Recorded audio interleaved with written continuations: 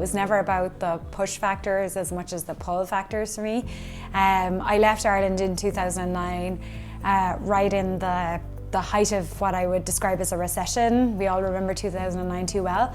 I left Ireland not because of what was there or not there, but more for here. I had and still maintain a passion for the outdoors, and Alberta certainly has it all from that perspective. So that's what brought me to Canada initially.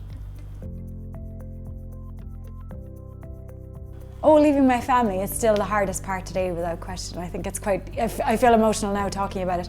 Yeah, Ireland has, I think there is a reason why so many people, when you introduce yourself as Irish, immediately want to tell you about their potential Irish heritage or their experiences with Ireland, or even just their desire to visit Ireland.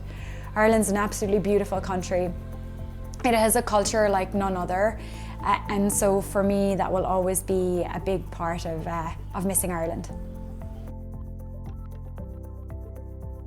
Alberta specifically seems like such an entrepreneurial, tenacious, open-hearted city, as I described previously, and province alike. I have had the good fortune to work across the province with different entrepreneurs within the province, and I think there might be sometimes a misconception about Alberta being exclusively a natural resource province.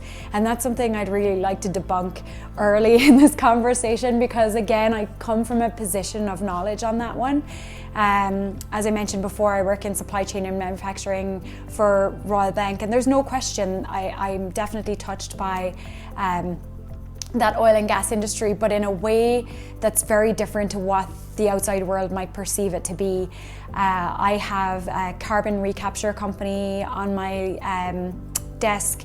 I see a lot of technology companies that are making use of those natural resources and the landscape that we have already existing, the infrastructure we have, in particular, I beg your pardon, I guess the brain capital that we have in Alberta. We're so fortunate. We have a fantastic education system here, so much opportunity, so much space and infrastructure to really capitalize on and build out our expertise and pivot.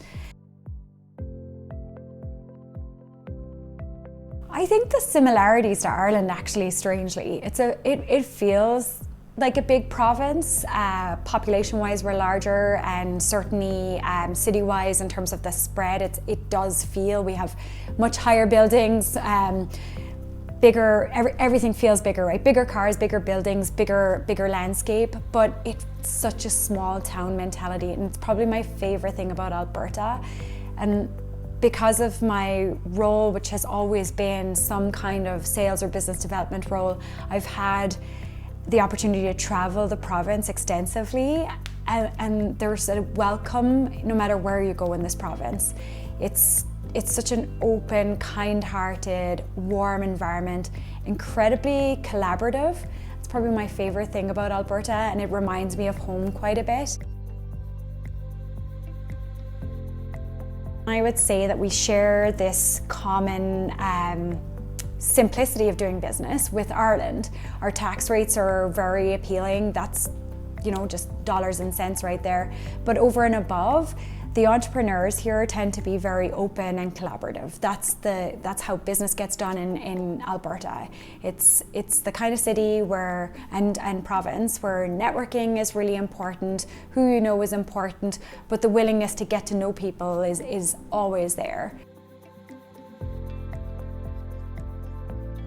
The shared value I see in Alberta is that desire to change and move and grow, always present.